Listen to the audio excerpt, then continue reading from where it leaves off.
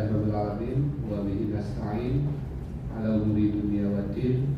Wassalatu wassalamu ala asrofil anbiya'i wal mursalin wa ala alihi wa sahbihi ajma'in.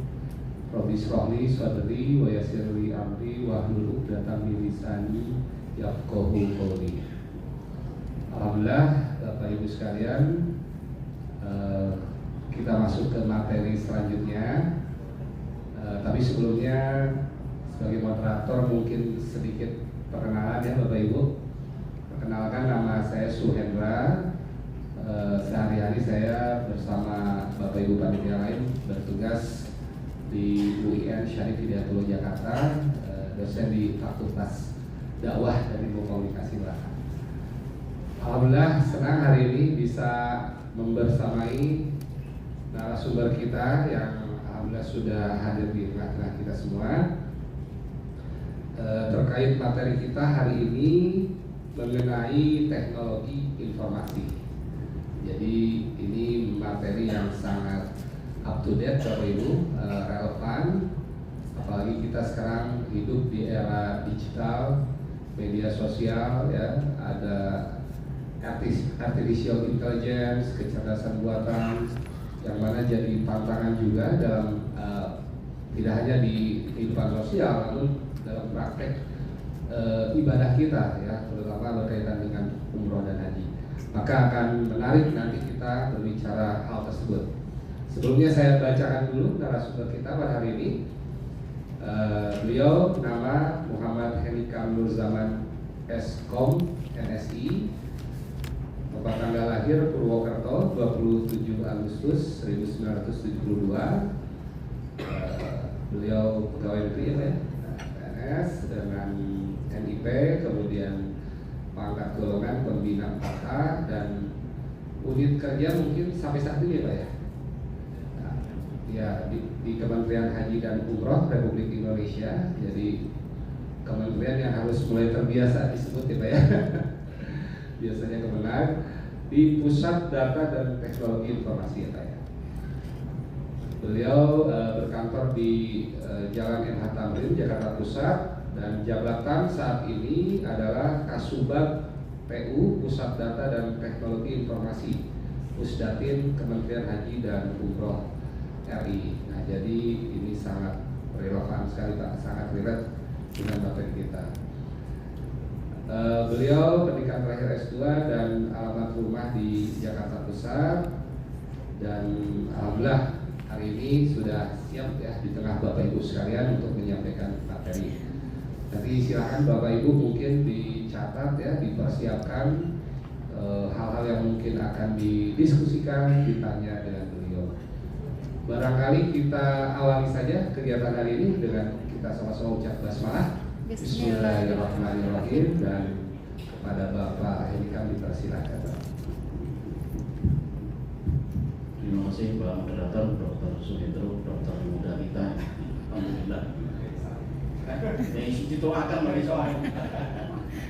Insya Allah jadi dokter banyaknya nyusul yang lain gitu. Baik, assalamualaikum warahmatullahi wabarakatuh. Kayaknya lemes-lemes semua ini, kayaknya udah pengen pulang aja gitu. Sampai tanggal berapa ini Pak Suhendra? Ini Senin. Tinggal berapa ngitung hari kalau Senin. Makanya udah gak konsentrasi kayaknya. Saya ngasih materi kayaknya udah gak masuk. Masuk. Yang benar, kayaknya masih lemes semua tuh. Assalamualaikum warahmatullahi wabarakatuh. Itu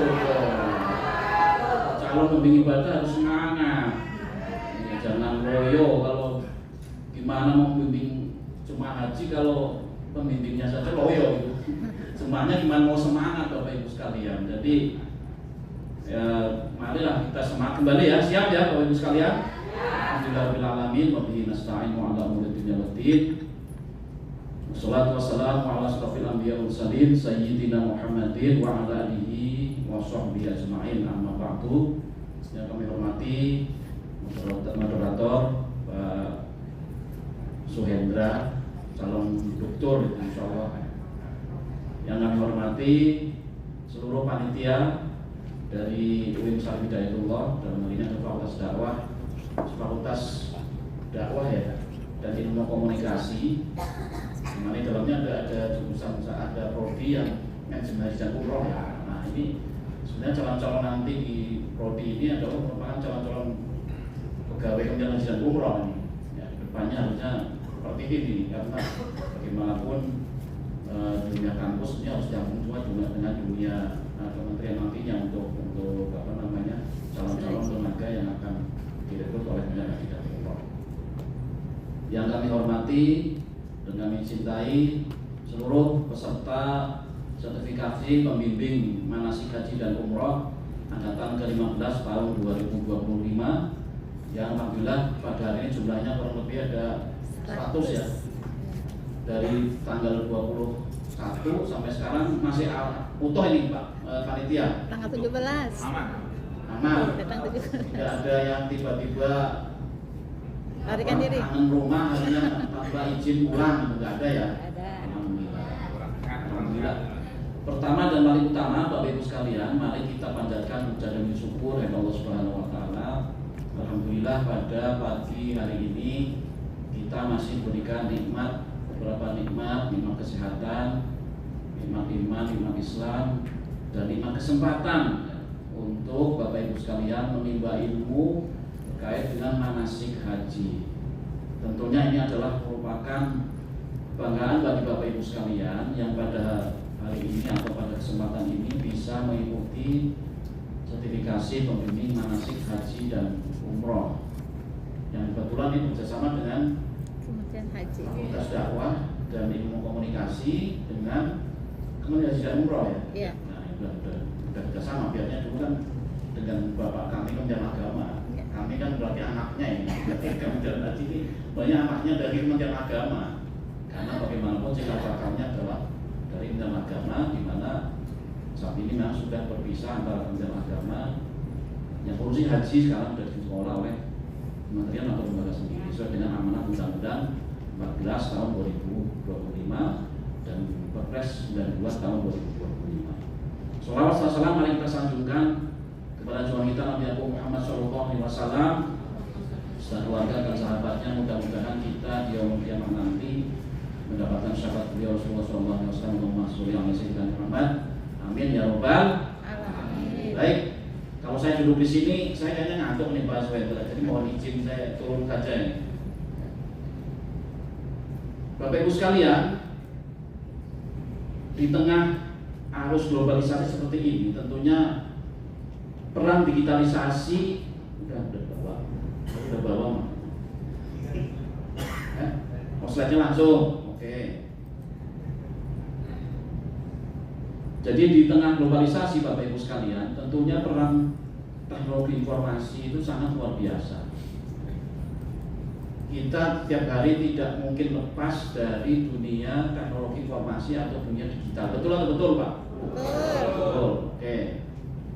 Bagaimana dan apa saja nanti yang terkupas dengan terkait dengan teknologi digitalisasi dengan pandangan semua sebagai calon pembimbing ibadah yang bersertifikat. Karena ke depan sesuai dengan mungkin kemarin Pak Wakil Menteri sudah membuka acara ini bahwa semuanya nanti seluruh petugas harus memiliki sertifikasi. Tapi tentunya Bapak Ibu sekalian, tujuan dari Bapak Ibu sekalian untuk sertifikasi bukan hanya karena ingin menjadi petugas, betul? Akan tetapi kenyataannya yang benar. Kemarin Pak Isal di sini katanya setelah itu langsung pada kepo ini, lihat sosmed kapan pembukaan. Betul Pak, Bu? Oke, sebelum ini kita silakan berdiri dulu biar kita semangat, yang ngantuk, yang entrok, yang pegel, biar hilang semua penyakitnya. Berenang, burung terbang, yang berenang.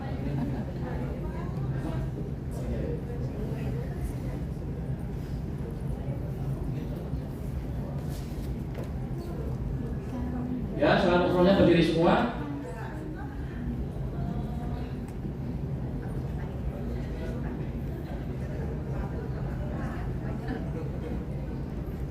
Kalau saya bilang semangat pagi, kemarin sudah ada yang semangat pagi belum kemarin? Berapa hari belum ini? Semangat pagi belum? Emang nungguin panik. Semangat pagi. Nih, semangat pagi. Pagi. Tetap semangat petugas haji. Sebagai doanya Bapak Ibu sekalian ini yang ketiga. Iya. Kita ulangi ya. Semangat pagi.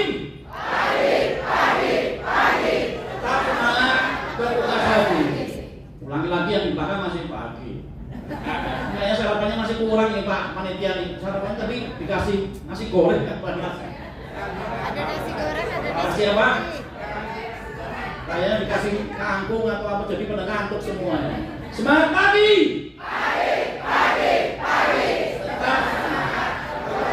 Oke, satu. Kita ingat yang kedua nih.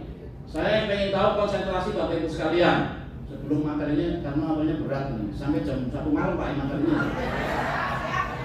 Siap? Siap karena pengen jadi petugas saya. Ya. Yang kedua, cluenya kalau saya tidak bilang tepuk tangan, jangan tepuk tangan. Cluenya kalau saya tidak bilang tepuk tangan, jangan tepuk. Oke. Siap? Are you ready? Oke. Tepuk tangan 1 kali. Tepuk tangan 2 kali. Tepuk tangan 3 kali. Tepuk tangan 2 kali. Tepuk 1 kali. Padahal paling depan ini. Sarapan dulu. Nambah ya sarapannya tadi. Enggak, makanya nambah biar konsentrasi. Oke. Siap, konsentrasi. Tepuk tangan 3 kali. Tepuk tangan 1 kali. Tepuk tangan 3 kali. Tepuk 2 kali.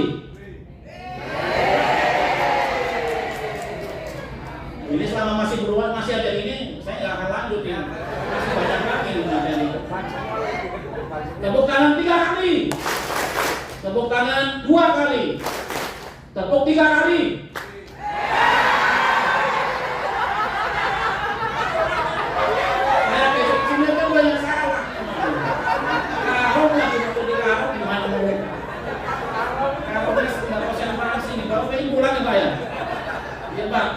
Rumahnya mana Pak? Satu minggu. Saya biasanya 3 bulan Pak, Anda pulang-pulang ke Saudi itu biasanya. Namanya bawa siapa? Rumahnya mana? Jogja jauh, makanya udah ingatnya pengen pulang aja. Tepuk tangan 4 kali. Tepuk 1 kali.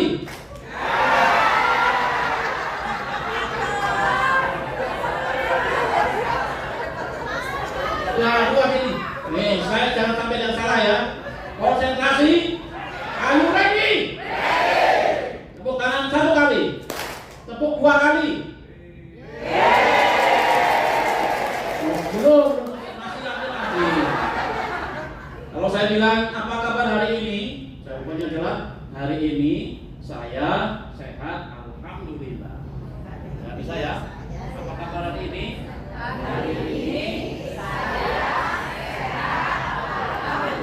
Oke, siap? Apa kabar hari ini? Hari ini saya sehat, alhamdulillah. Hari ini saya sehat, alhamdulillah. Iya, mudah atau gampang? Bu. Apa kabar hari ini? Hari ini saya sehat, alhamdulillah. Semangat pagi.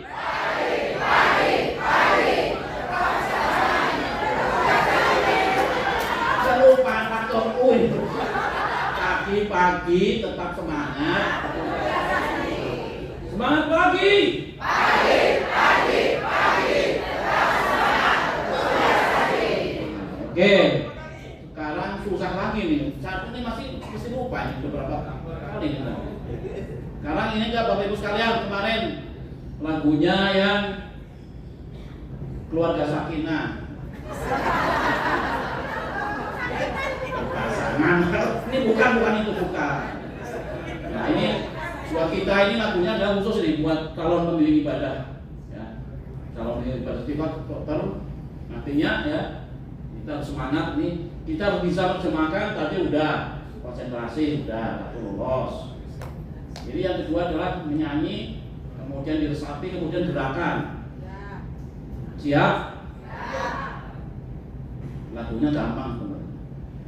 Saya sehat, saya senang, hidup sehat bersemangat. Saya senang, hidup sehat bersemangat. Saya senang, hidup sehat. Senang saya hidup, saya sehat bersemangat. Saya senang hidup sehat bersemangat. Gampang Musa. Saya nggak pakai ini, harus susah. Saya nih, saya ulangi saja. Saya senang diri senang. Saya senang hidup sehat bersemangat. Saya senang hidup sehat bersemangat. Saya senang hidup saya. Hidup sehat bersemangat. Bisa Pak? Bisa? Satu, dua, tiga. Saya senang hidup sehat bersemangat. Saya senang hidup sehat bersemangat. Saya senang sehat bersemangat. Saya senang hidup sehat bersemangat. Saya senang hidup sehat bersemangat. Saya senang hidup sehat bersemangat. Saya senang hidup saya sehat bersemangat. Saya senang hidup sehat bersemangat. Cepat-cepat. Lurus lagi nanti. Lagi ya. Ya. Cepat nih. Satu, dua, tiga. Saya senang hidup sehat bersemangat. Saya senang hidup sehat bersemangat.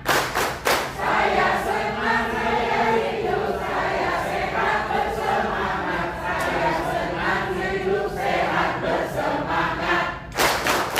Sekali lagi. Satu, dua, tiga. Saya senang hidup sehat bersemangat. Saya senang hidup sehat bersemangat. Saya senang hidup saya sehat bersemangat. Saya senang hidup sehat bersemangat. Semangat pagi. Hari ini. Hari ini.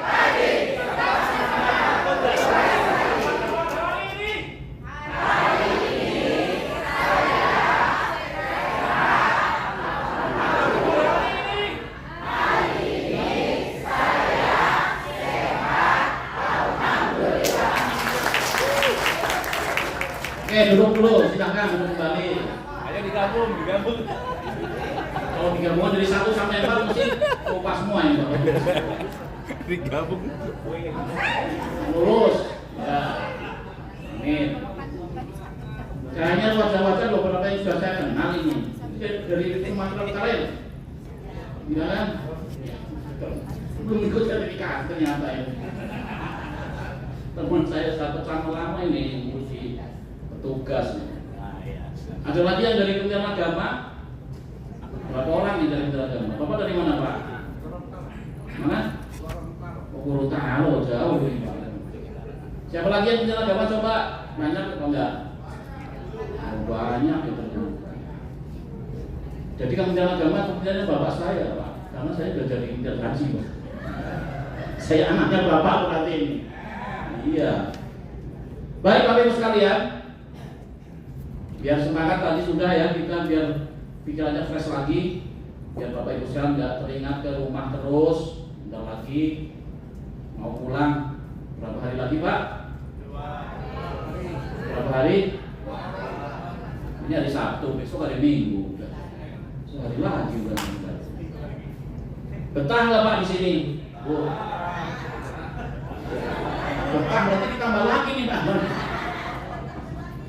Baik Bapak Ibu sekalian, jadi peranan teknologi informasi untuk kita semuanya Bapak Ibu sekalian, bahwa sekarang peran teknologi informasi yang pertama adalah untuk lintas budaya. Bapak Ibu sekalian, saat ini ketika Bapak Ibu sekalian akan berkunjung ke luar negeri, katakanlah Bapak Ibu sekalian sebagai cita-citanya sebagai calon mertua atau di ibadah haji, kan berarti pengennya keluar negerinya kemana Pak? Mana? Entah di mana? Arab Saudi ya. Arab Saudi Bapak Ibu sekalian, kalau dulu sebelum ada teknologi informasi, Bapak Ibu sekalian ingin berkunjung ke suatu negara, tentunya sebelum ada zaman-zaman dulu, zaman-zamannya kolonial. Nah, kalau Bapak Ibu sekarang jalannya zaman milenial ya Pak ya. Zaman kolonial dulu kan tidak ada internet, tidak ada namanya World Wide Web, ya World Wide Web, WWW kalau World Wide Web, WWW gitu ya. Pak saya geser dikit. Kalau dulu belum ada itu Pak. Ya. Zaman saya kuliah di tahun 2000, saya kuliah tahun berapa? 91-an lah ya.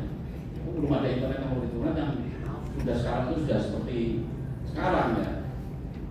Jadi sebelumnya Bapak Ibu sekalian, ketika belum ada teknologi informasi, Bapak Ibu sekalian akan berkunjung ke suatu daerah, itu kan susah tahu di sana itu gimana, ada kebudayaannya, kemudian penduduknya seperti apa, terdiri dari apa saja, itu kan tidak pernah bisa melihat seperti itu. Tapi dengan teknologi informasi, maka lintas budaya sekarang bisa kita lihat bagaimana budaya orang di luar negeri itu seperti apa. Budaya di Arab Saudi, tentunya di materi-materi ketika Bapak Ibu sekalian mengikuti materi manasik pun, di sana juga akan diberikan materi kebudayaan di Arab Saudi. Ini dulu sebelum ada informasi, Bapak Ibu susah sekali mencari. Tapi sekarang tentunya Bapak Ibu sekalian, ketika Bapak Ibu sekalian akan berkunjung ke suatu negara, sudah kita kerja searching terlebih dahulu. Bisa lihat di sana itu budayanya apa. Kemudian ada kebiasaannya seperti apa, penduduknya terdiri dari apa saja, etnisnya dan sebagainya, bahasanya, bahkan bahasanya pun kita juga sekarang sudah bisa menggunakan namanya teknologi adalah Google Translate ya. Jadi tidak perlu kita katakanlah harus belajar sepenuhnya tentang bahasa, meskipun nanti salah satu persyaratan bertugas di tahun 2026 mengikuti pelatihan selama 1 bulan, dan di sana akan diajarkan terkait dengan pengetahuan terhadap bahasa Arab dan bahasa Inggris. Nah, ini kalau yang nanti mengikuti rekrutmen di tingkat pusat Pak, karena nanti seluruh calon petugas akan mengikuti BIMTEK. Kalau biasanya paling maksimal 10 hari. Kalau kemarin bahkan lebih singkat nih kemarin, cuma 7 hari atau 6 hari kalau kemarin.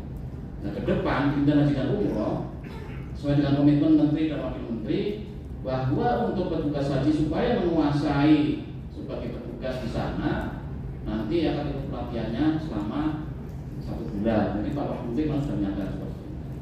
Jadi nanti akan diajarkan semuanya terkait dengan apa tugas dan fungsi sebagai petugas haji.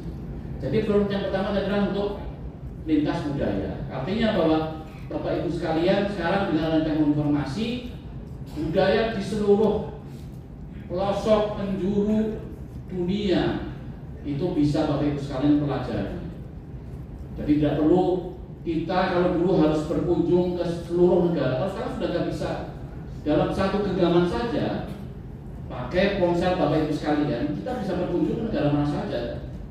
Tinggal di-searching di Google kan, pertanyaannya dengan Google bisa melihat seluruh dunia. Perkembangan apapun hari ini di suatu pojok dunia sana yang jauh menjauh di sana terjadi sesuatu, kita di Indonesia bisa melihat apapun perkembangan yang ada di luar negeri. Termasuk nanti Bapak Ibu sekalian, ketika Bapak Ibu sekalian nanti sebagai petugas haji misalnya, ketika suatu saat terjadi kejadian di Arab Saudi, kemudian terjadi di sana, di Indonesia itu keluarganya langsung bisa mengetahui apa yang saat itu terjadi. Karena apa? Sekarang ada sosmed, betul Pak? Sosmed itu sekarang kejadian apapun, sekecil apapun, ketika diupload di sosmed sudah tersebar seluruh dunia. Tidak hanya di Indonesia, tapi tersebar seluruh dunia Bapak Ibu sekalian. Makanya dunia dalam genggaman. Dulu sering kita melihat atau mendengar lagu-lagu dari Nasidaria. Siapa yang zaman sering mendengar Nasidaria? Ibu. Berarti masuknya generasi kolonial ini kalau kolonial ya Bu ya. Ingat ya, ada perdamaian, ada tahun 2000 dulu. Tahun 2000. Tahun yang penuh tantangan dan harapan. Tahun 2000 zaman saya kecil. Ya, dan tahun 2000 dan kita sekarang udah ngalami lebih dari tahun 2000 kita sudah 2025. Dan memang betul Bapak Ibu sekalian. Dulu dipastikan bahwa anak-anak kita di tahun 2000-an, setelah tahun 2000 itu teknologi ya sudah luar biasa. Anak-anak kita yang anak kecil aja sekarang, ya anak kecil yang masih sebelum PAUD saja sudah terbiasa dengan menggunakan smartphone. Belajar dari mana saja sekarang udah pakainya interaktif. Ya kalau dulu kan kita belajar ya ketemu dengan guru kan. Kalau sekarang kan anak-anak belajar ya belajar IPA, belajar matematika, udah pakai digitalisasi interaktif semua. Dan itu dari prediksi sama Nasidaria di tahun 2000. Ceritanya luar biasa itu ceritanya. Jadi seperti itu Bapak Ibu sekalian. Perbuatan teknologi yang luar biasa. Bagaimanapun kalau kita orang IT, siapa yang menguasai teknologi akan menguasai dunia. Dan benar sekarang siapapun negara yang maju, negara yang mempunyai teknologi tinggi, dia akan menguasai dunia. Contoh negara Tiongkok, ya, sekarang luar biasa teknologinya. Apapun sekecil apapun bisa diciptakan dan itu menjadi barang yang didagangkan di seluruh dunia. Nah itu yang nantinya sebenarnya Indonesia akan menuju ke Indonesia emas itu di tahun 2000 berapa? 2045. Kalau Saudi visinya adalah kalau Saudi 2030, kalau Indonesia 2045 menjadi Indonesia emas. Kita masih ada atau enggak Bu 2045? Masih. Yang mau duluan Bapak apa saya? Kalau saya mending nanti dulu Bapak sekalian. Enggak, semuanya kita doakan sih yang penting bisa panjang umur, amin ya Rabbal. Jadi 2045 Indonesia emas sudah bisa. Ya. Karena apa tadi simbolnya bahwa siapa yang menguasai informasi maka dia akan menguasai dunia. Dan itu terbukti sampai sekarang Bapak Ibu sekalian. Oleh karena itu Bapak Ibu sekalian sebagai calon pembimbing manasik profesional itu tadi harus dibekali dengan kemampuan teknologi informasi. Meskipun Bapak Ibu sekalian sebagai generasi kolonial, ya, kadang disebut gaptek, gagap teknologi. Tapi nyatanya sekarang di Indonesia ya, semuanya nggak ada gagap teknologi. Sampai sekarang modelnya Gojek, ada Grab. Yang dulu kita bayangkan bahwa, mohon maaf ya, tukang ojek sekarang lebih pintar mereka bermain gawai, bermain smartphone. Karena dituntut Bapak Ibu sekalian. Nah, ini apa namanya kayak dengan perkembangan teknologi yang informasi yang sangat luar biasa. Ngantuk apa ngantuk?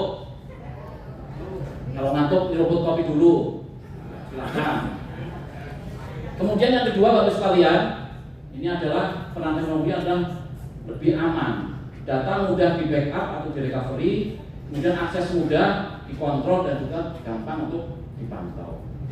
Kalau dulu Bapak Ibu sekalian menyimpan data, yang masih ingat dulu, Pak, menyimpan data pakainya apa? Disket itu apa banget itu? Disket itu ya dulu ya pakainya. Disket yang besar dulu kan, ya Bu ya. Ya. Bulat ya kan ibu saya bulat. Disket itu tuh kotak Bu, bukan bulat. Bulat itu. Disket kotak Bu ini, ibunya dong saya bulat dikit. Disket itu kotak ya Pak, yang bukan bulat ya. Iya, disket dulu. Disketnya waktu itu zaman kita pakai komputernya besar, kemudian kita masukkan nih untuk pakai DOS, ya makanya DOS masukkan itu dulu baru bisa. Masih ingat ya Pak? Bu? Bapak masih ingat Pak? Disket bulat apa?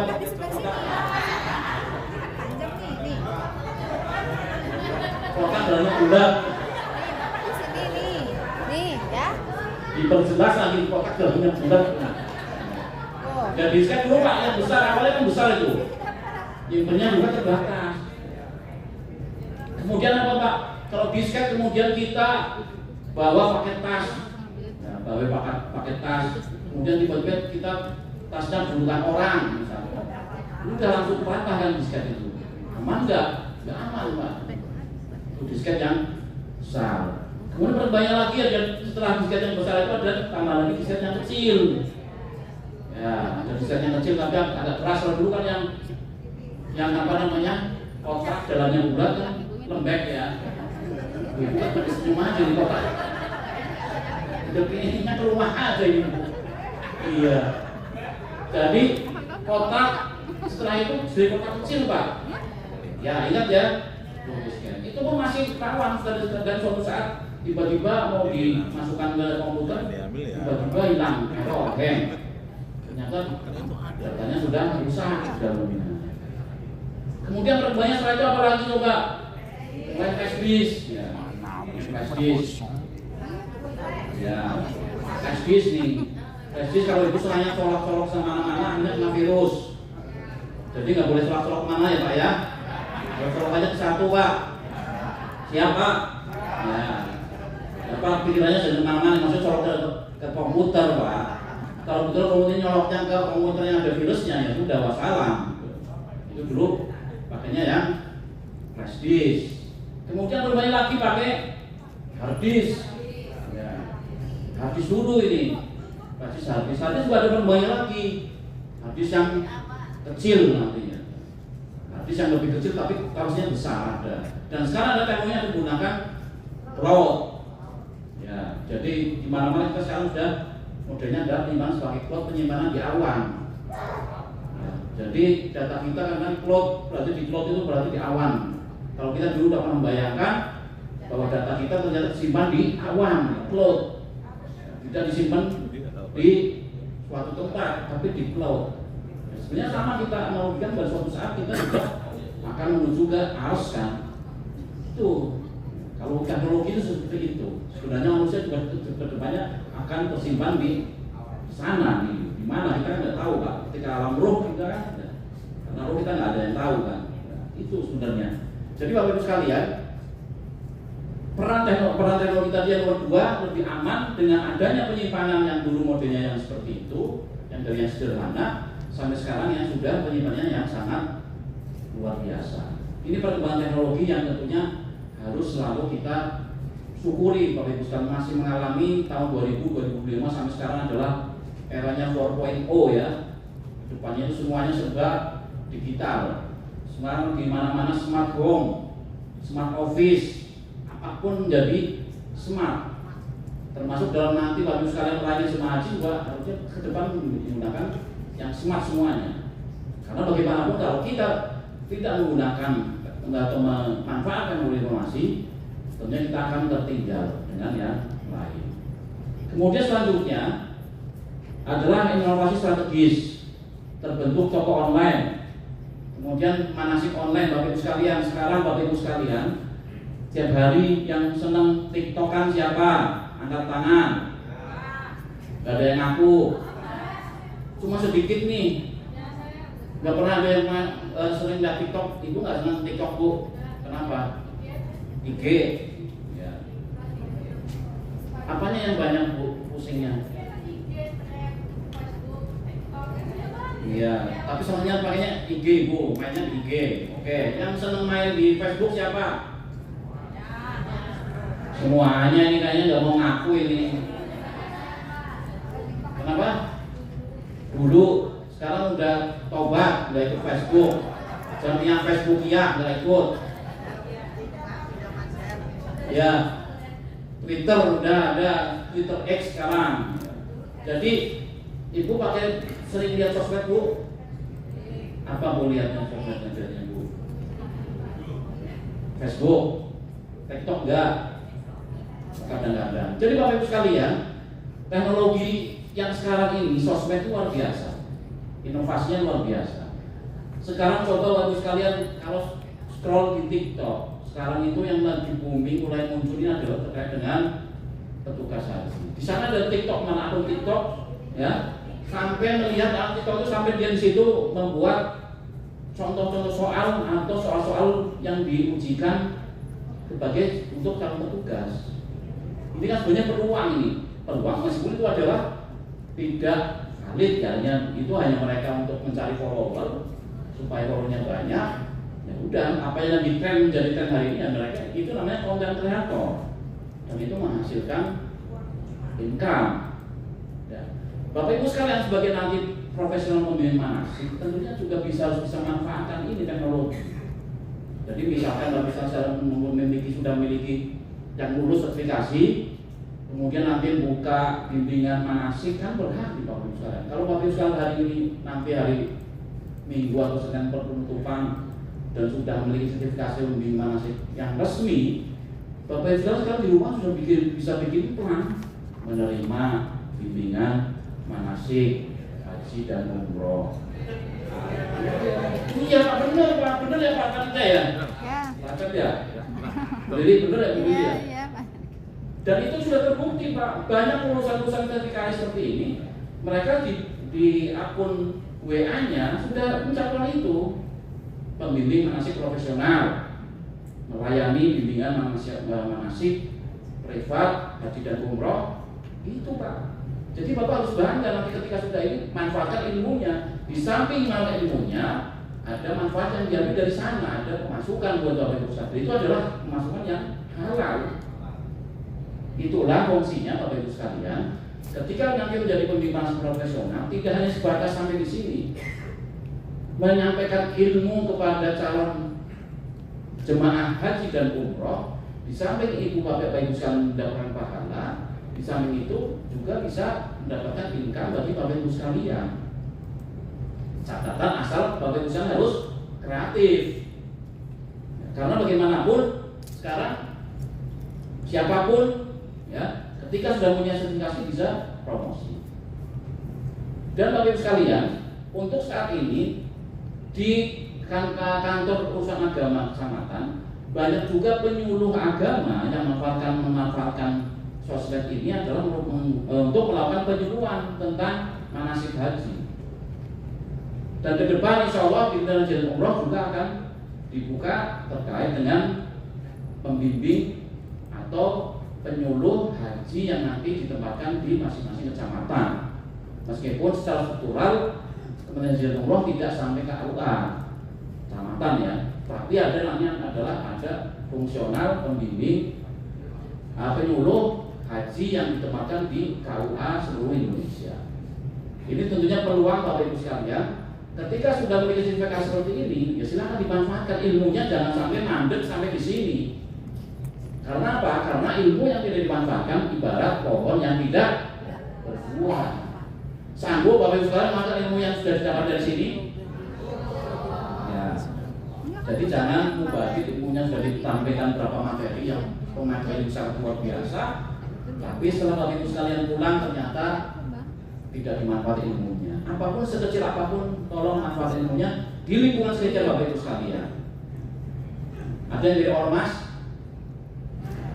Siapa yang dari ormas? Ibu dari mana ormasnya Bu? Muslimat, NU di mana? Misalnya di mana? Di mana? Cabang mana? Cabang kan wilayahnya PW Muslimat NU. Ada lagi yang dari mana? Ibu? Maklum Awal Pusat. Siapa yang dari Aisyah? Ibu Aisyah mana? Pusat. Ya. Jadi tentunya masing-masing ormas ini kan juga kadang-kadang memiliki KBAU ya Bu ya. Punya Bu yang Aisyah punya dari pusat sampai bawah ada ya. Nah, tentunya dengan adanya KBAU pun bisa dimanfaatkan, bagus berperan serta di sana untuk mengembangkan ilmunya. Ya. Jadi tadi inovasi strategis terbentuk toko online.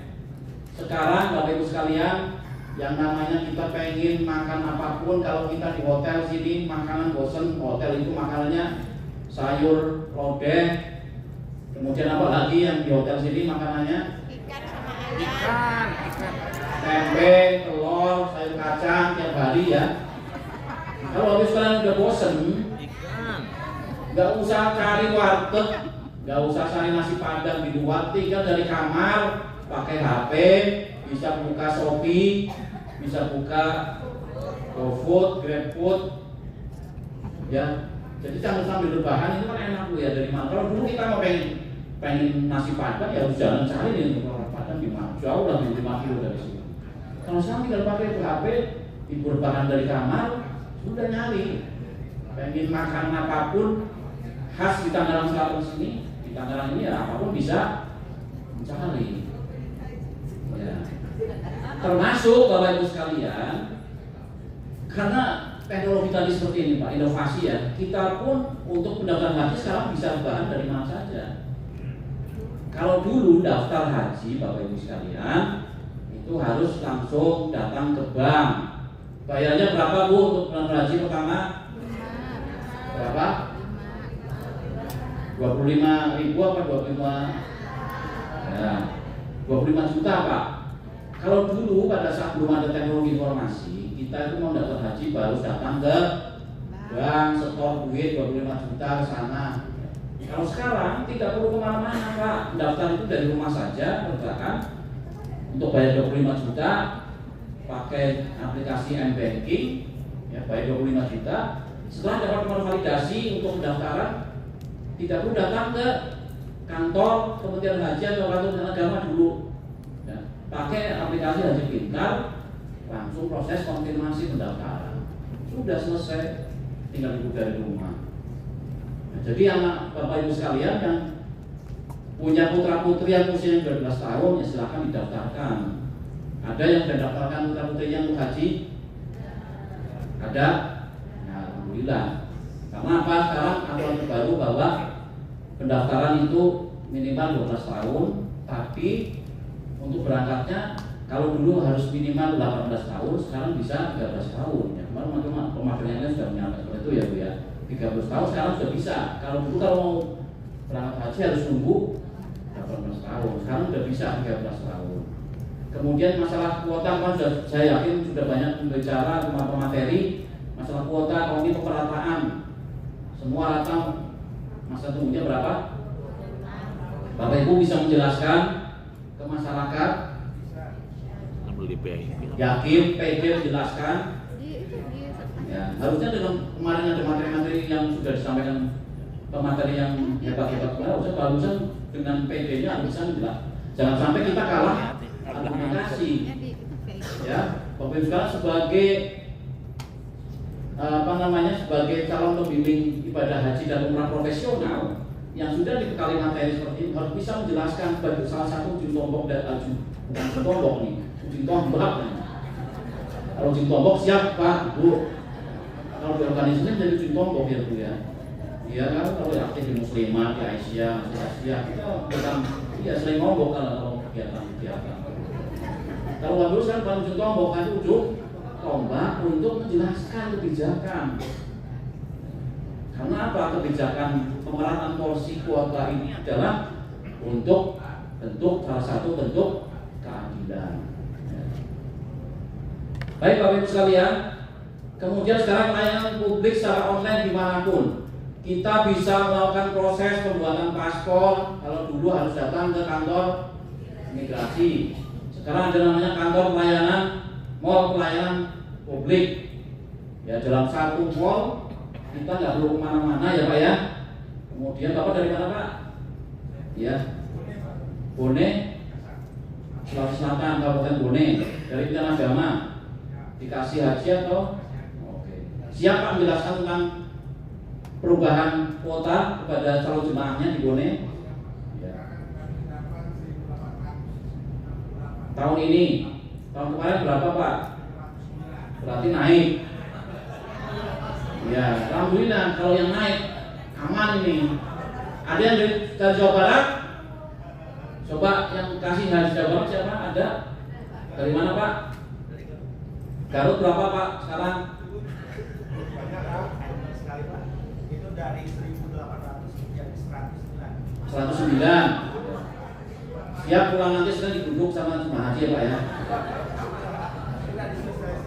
Sudah sosialisasikan. Memahami nggak Pak? Memahami. Ya, alhamdulillah Pak. Kalau yang nggak memahami ya harus dibikin paham. Karena di sosmed luar biasa Pak. Apa-apaan ini ada pindahan haji dan umroh malah kuota dipermainkan dan sebagainya. Ini Bapak Ibu sekalian, kewajiban Bapak Ibu sekalian setelah pulang dari sini, tolong dengan hormat mohon Bapak Ibu sekalian sebagai agen-agen dari pembimbing manasik haji untuk menjelaskan, menenangkan kepada calon jemaah haji. Ironisnya Bapak Ibu sekalian, sekarang itu yang protes justru bukan yang jemaah hajinya, yang dia belum daftar tapi manas-manasin di sosmed. Itu tugas dari Bapak Ibu sekalian. Karena apa? Kita tidak bisa membendung Pak. Karena apa? Sosmed itu ya siapa saja boleh. Tangannya itu siapa macam sebagainya bisa. Ya, tidak bisa kita bendung. Tapi paling tidak Bapak Ibu sekalian, peran Bapak Ibu di dalam nanti sebagai di masyarakat sekitarnya atau di organisasi atau di masing-masing kementerian itu betul-betul mensosialisasikan dan menenangkan para jemaah haji ini. Kita bukannya keadilan, namanya berkeadilan, tapi kan kalau sekarang ya nggak adil bagi mereka, kalau mereka tidak ditolak sekarang ya orang lain akan mendapatkan ketidakadilan itu. Nah, jadi sama-sama biar adil. Ya awalnya kita menelan pil pahit, tapi ke depan insya Allah untuk bersama-sama. Karena Pak Kasar biasanya berapa tahun Pak boleh masa kuliahnya? Tuh 40 tahun. Sekarang sudah terpotong menjadi 26 sampai 29 lah kurang lebihnya. Ya 27. Ini kan merupakan jadi pemerataan yang dulu di setiap dibahas dalam forum Sulawesi Selatan itu menjadi daerah yang menjadi contoh kasus untuk masa tunggu paling tinggi di Indonesia. Betul ya Pak ya? Sulawesi Selatan. Ya, ada sampai yang di Bantaeng ya Pak ya, 50 tahun. Itu kan harusnya karena memang namanya kebijakan itu kan harus juga selalu dievaluasi Pak. Kalau kebijakan tahun kemarin yang kurang baik ya kita perbaiki. Tapi ketika ada kebijakan diperbaiki tentunya ada dampak yang timbul dari kebijakan yang kita perbaiki. Itulah tugas Bapak Ibu sekalian salah satunya. Kemudian selanjutnya telah hemat biaya, akses dari manapun dan kapanpun, penyimpanan berita mudah dan diduplikasi. Tadi sudah saya sampaikan. Kemudian penggunaan voice call, email, video call, rapat virtual, pesan singkat, WA dan sebagainya. Bapak Ibu sekalian, dulu sebelum kita ingat ya, waktu kejadian COVID tahun berapa? 2020 ya. 2020 kita waktu itu sudah punya wacana bahwa pegawai negeri sipil nantinya bisa namanya mengikuti work from home, WFH. Tiba-tiba di tahun 2020 terjadi bencana COVID-19 yang dulu tidak pernah kita bayangkan bahwa kita bisa bekerja dari rumah. Ketika COVID melanda Republik Indonesia tahun 2020, kita dipaksa untuk di rumah saja. Sampai kita mau ke masjid, ke musola dilarang. Kita di masjid di sholat jaga jarak. Ya. Dan kita waktu itu jangan kepikiran bahwa suatu saat kita bisa meeting, bisa rapat virtual dari manapun. Baru di tahun 2020, ya, dengan adanya kendala COVID tadi, semua kita bisa melakukan rapat di mana saja, kerja dari rumah. Kalau dulu pendaftaran haji yang waktu itu ngalami kemudian haji dan umrah waktu Kementerian Agama yang awalnya harus menerima pendaftaran di kantor, kita siapkan Pak, ya, kita siapkan tools untuk teman-teman itu bekerja dari rumah, ya, untuk melakukan verifikasi data jemaah atau melakukan proses-proses yang lain dari rumah. Jadi waktu itu kita bayangkan Pak bahwa virtual meeting bisa dilakukan. Kalau sekarang hampir semuanya kita dipaksa untuk tidak bisa menghindar. Hari Sabtu Minggu saja kita harus pesantren dengan keluarga sampai pimpinan rapat, siap rapat ya pakai Zoom. Di rumah hanya kita istirahat, tapi kita harus rapat. Yang ngantuk siapa? Ada di sebelahnya bapak ini berdiri. Nah, ngantuk ya pak ya? Gak apa-apa pak, silahkan tidur aja. Saya juga, kalau saya sebagai bapak saya ngantuk juga pak, gak apa-apa. Enggak apa-apa pak, maksudnya kalau orang kondisi lagi kurang istirahat, saya juga sering jadi peserta pak. Saya sering jadi peserta, tidak sering saya jadi narasumber enggak. Saya sering peserta kalau boleh peserta kadang saya, karena saya empati ya. Artinya orang kalau lagi ngantuk ya sudah nggak apa-apa ngantuk. Tapi nanti kalau udah ujian bisa bapak bisa jawab itu aja pak.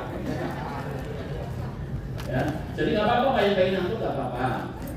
Manusiawi kalau nggak ngantuk malah bahaya nggak bisa tidur atau ngantuk. Ya, sampai mana tadi? Sampai ngantuk ya. Jadi penyimpanan lebih mudah. Apa? Ya. Kalau sekarang Bapak Ibu sekalian ada teknologi email atau nyimpan berkas di mana saja ya, di cloud, di Google dan lain sebagainya. Itu dari masa Bapak Ibu sekalian nggak perlu khawatir. Ya, Google Drive ada dan sebagainya, teknologi yang banyak sekali. Dari mana saja Bapak Ibu sekalian tidak perlu bawa dulu disket atau bawa hard disk atau bawa flash disk dan sebagainya.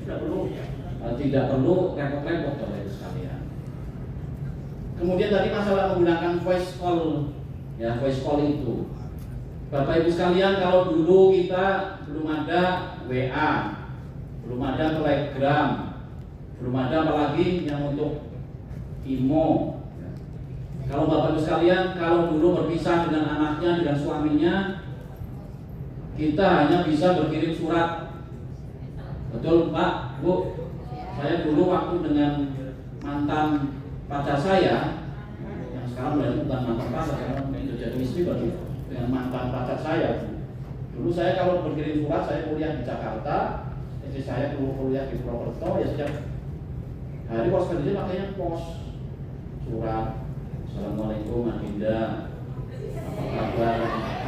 Kau apa?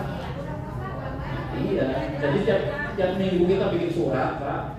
Makanya amplopnya adalah amplop kampusnya, ya, amplop kampus. Kertasnya wangi, Pak Bu. Kertasnya wangi nih beli di Gramedia. Tulisannya rapi banget, tulisannya. Alhamdulillah, Anda di sini sehat berkat doa Dinda. Cie-cie. Ya, jadi waktu itu, waktu zaman kolonial, kita mau berkirim surat, kita mau komunikasi dengan orang kesayangan kita ya dengan surat. Ya, makanya kilat khusus, ya Bu ya, dulu kilat khusus berapa kilat khusus dulu? Ingat nggak Bu? Kilat khusus 7.000 atau 5.000 dulu kilat khusus. Untuk itu nunggunya lama banget Pak balasannya. Lama nunggu untuk surat nggak nyampe balasannya. Telepon nggak punya telepon, nunggu baru seminggu 10 hari baru datang lagi suratnya. Dulu itu Pak. Sekarang, iya. Saya suratnya Bu, sampai saya simpan Bu. Disimpan surat-surat saya dulu ada kurang lebih bukan sekitar 50 atau 60. Disimpan sampai sekarang. Tapi belum disampaikan ke anak-anak saya. Ini rahasia ya. Takut nanti kita bapaknya dulu mesra juga ya yang punya itu. Jadi suratnya masih simpan Pak, benar Pak. Sampai sekarang Bu, suratnya masih disimpan surat-surat saya itu.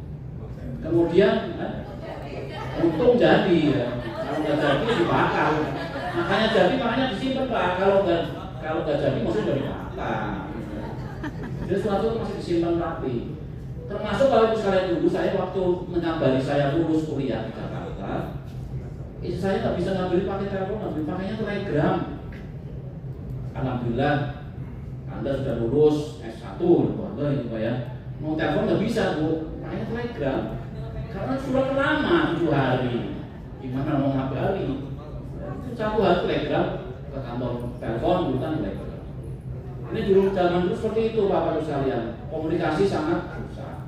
Kemudian setelah itu kalau mau kirim surat berbahannya apa? Kalau kirim uang Ya, wesel dulu kan. Makanya wesel baru datang kantor pos. Ya, kalau dulu kalau pas saya mondok dimana-mana kasih weselnya 50.000, ngantrinya banyak, ngantrinya lama. Kalau kantor pos, ya, itu pakainya wesel. Kemudian apalagi itu kalau kita komunikasi dulu, kartu lebaran. Kemudian setelah itu kan itu setelah ini ada teknologinya. Jadi kartu ucapan lebaran sebagainya itu di kantor pos. Sekarang sudah tidak ada kantor pos keluarkan itu. Tapi di dalam teknologi informasi sekarang Bapak Ibu sekalian harusnya yang sekarang ambil 7 hari di sini nggak perlu pikirannya ke rumah terus. Karena apa? Setiap malam di kamar bisa video call.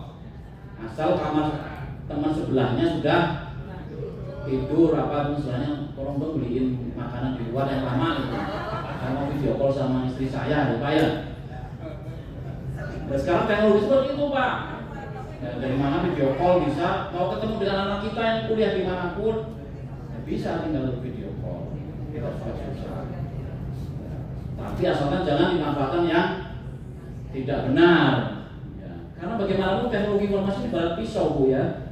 Bisa dimanfaatkan. Kalau pisau digunakan untuk menusuk orang kan bahaya. Tapi kalau untuk pisau digunakan untuk motong buah, motong sayur, itu kan ada manfaatnya.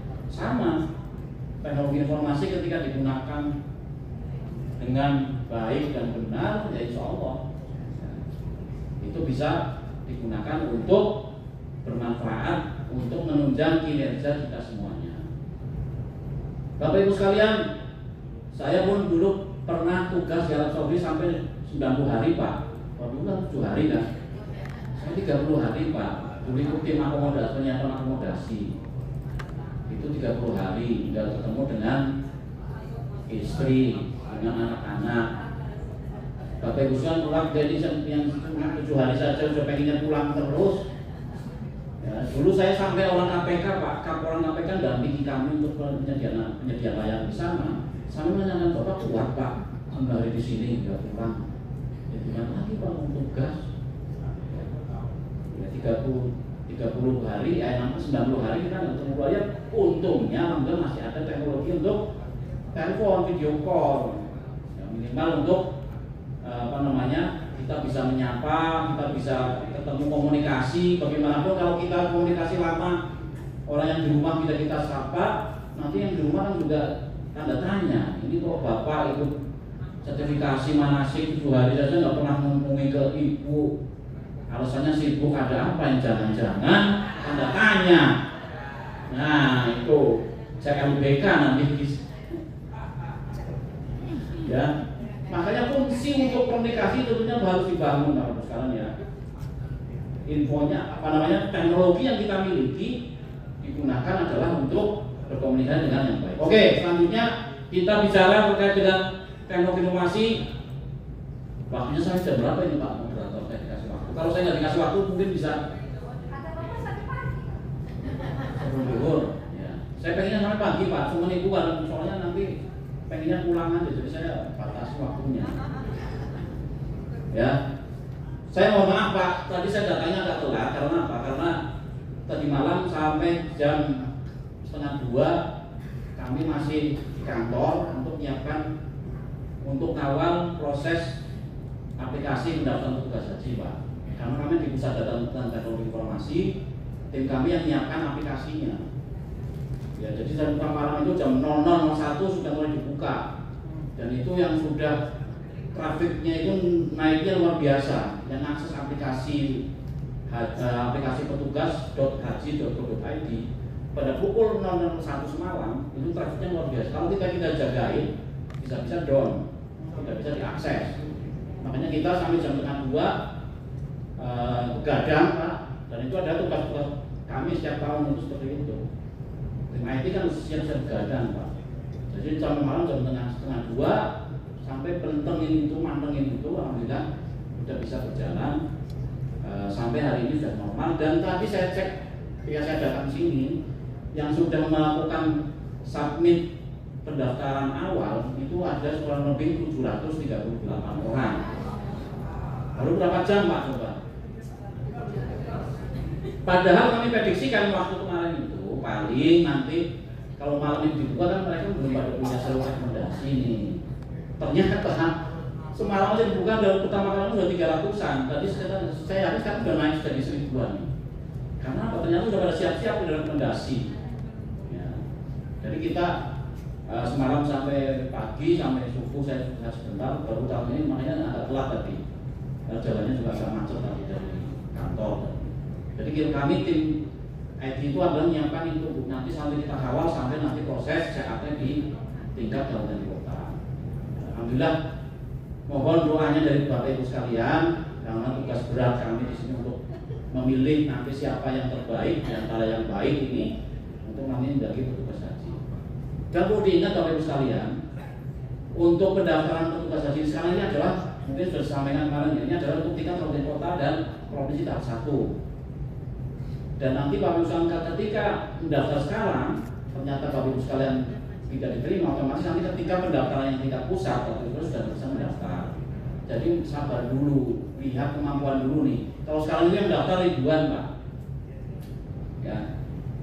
Jadi kalau kami sarankan kalau mau mendaftar ya, kalau memang sekarang yakin ya silakan daftar. Karena tapi sayangnya lebih berat, ya. Lebih banyak lebih berat. Tapi ibu-ibu yang punya peran yang punya kesempatan tahun ini cukup banyak karena ada kuota kurang lebih berapa persen kemarin Pak Wakil Menteri 60% atau berapa ada itu tugas 60% ya. Nah itu kalau ibu-ibu ya kita sudah kesempatan perempuan adalah jemaahnya kebanyakan perempuan, makanya ada kesempatan ibu-ibu yang siap untuk mendaftar ya mudah-mudahan bisa berjuang dan nanti kita ketemu sampai kita bertugas di Arab Saudi. Allahumma amin. Jadi itu Bapak Ibu sekalian, sekarang ini kami sedang menyampaikan itu. Jadi Bapak Ibu sekalian, yang dimaksud dengan proses penyelenggaraan haji Bapak Ibu sekalian, tiap tahun ini hanya dari 1 sampai 6 itu selalu berulang. Kadang Bapak Ibu sekalian yang tidak tahu bahwa apa sih kerjanya orang haji itu.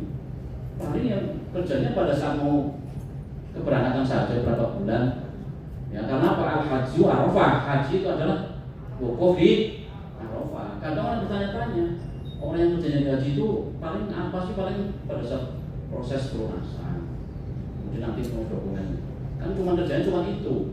Padahal enggak Pak, prosesnya itu kita adalah selalu berulang Pak, dari 1 sampai 6 ya. Yang pertama adalah pendaftaran dan pembatalan.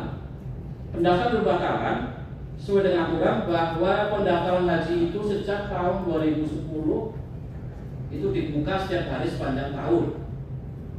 Kalau dulu sebelum tahun itu Bapak Ibu sekalian, orang yang ngerti haji adalah pada saat itu adalah cepet-cepetan yang punya duit, yang punya uang, dibuka pendaftaran berapa bulan, dan yang punya uang itu adalah bank. Belum diatur dulu. Jadi siapa-siapa yang uangnya sudah ada, kemudian nanti dibuka pengumuman yang berangkat. Siapa yang pernah haji sebelum tahun 2008? Ada? Ibu kan berapa Bu? 2003 dulu gimana cara daftarnya? Masih ingat nggak? Oh dari Pakistan Ibu, luar biasa. Berangkat dari Pakistan Ibu. Kalau Ibu dari mana Bu? Berangkat dari Jogja. Tahun berapa? 89. Tahun 89 itu lebih lama lagi itu 89. Ibu tahun berapa Bu? 2006. Daftarnya gimana Bu dulu? Masih ingat nggak? Orang tua yang daftarin. Tapi kan otomatis waktu itu nggak prosesnya daftar dulu, tapi nunggu kan enggak ya. Yang penting pada saat dibuka pendaftaran bayar di bank, sudah langsung berangkat. Iya.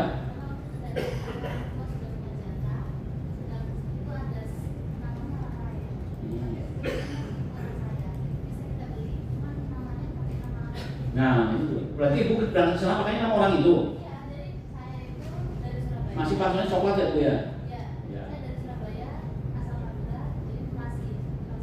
Tapi namanya pada saat berangkat namanya Ibu lagi ya? Nah, itu Bu, dulu tuh bisa seperti itu, bisa ganti orang punya nomor porsi atau punya jatah untuk berangkat. Karena dulu makanya pasar coklat ya, ketika orang yang nggak jadi berangkat bisa diganti. Jawa Timur ya Bu dulu Bu ya. Makanya Jawa Timur sekarang canggih-canggih untuk hal seperti itu sampai sekarang. Karena kasus kasus-kasus pemalsuan data keberangkatan untuk kemarin, ya pendampingan mahram itu banyak kan dari Jawa Timur dan Jawa Barat. Ini fakta Pak, bukan saya kemarin hasil dari tulisan BPKP itu seperti itu. Jawa Barat dan Jawa Timur lumayan banyak proses kasus-kasus tentang pemalsuan ini. Tapi mudah-mudahan Bapak sekalian nanti sebagai calon ibadah profesional ya nanti jangan sampai kita pengen pergi haji tapi menggunakan hal-hal yang tidak sesuai, memasukkan data, harusnya bukan pendamping pendamping orang tua atau pendamping mahram, tiba-tiba menjadi pendamping jadi-jadian gitu kan, memasukkan semuanya. Itu jangan sampai menggunakan, karena apa? Bagaimanapun kita namanya pergi haji kan pengennya panggilan ya, panggilan dari Allah, dan hajinya adalah haji yang mabrur. Haji mabrur laisa lahu jazaa'un ilal jannah gitu kan. Kita pengennya, tapi kalau kita mencari untuk hajinya ke sana mabrur, tidak yang kita paling mabrur, tapi mabrur bahasanya apa, dari sini mabrur terbuang gitu kan. Nggak ada pahalanya ya. Mabrur dan kabur ya jelas berarti. Jadi Bapak sekalian, proses bisnis dengan haji itu adalah 1 sampai 6. Itu sudah berulang, dan itu Bapak Ibu sekalian 1 sampai 6 ini akan selalu berulang, dan itu mulai tahun-tahun 2 tahun terakhir ini ketika tanggal 10 Dzulhijjah.